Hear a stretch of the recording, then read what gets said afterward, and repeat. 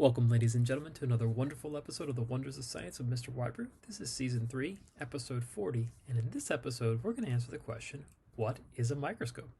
Does anyone know? Does anyone want to take a guess? Anyone?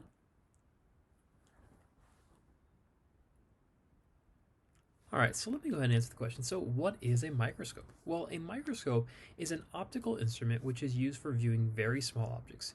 Examples of what you would look at in a microscope would be mineral samples, animal and plant cells. Those are some examples. Now, when viewing them, you typically are viewing these objects at magnifications, which make them appear bigger via looking through the lens. In other words, what you see on the screen is just simply a magnification. In other words, it's zoomed in, so to speak. Now, common magnifications that you would see or would use on microscopes would be the 5x, 10x, and either 20x or 4x. Now, this, of course, is with your typical light microscope, which you'll use in most standard classrooms or most standard courses of science. But there are others out there which can actually zoom in further, and even some that actually have a digital screen, so you don't have to just look through the viewing lens, you can actually see it up on a screen, which is pretty cool.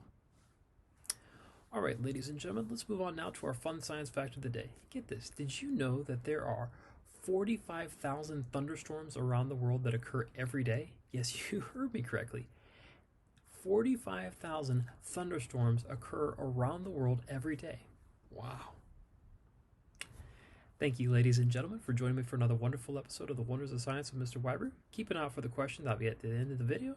And as always, enjoy the wonders of science. Good day and goodbye.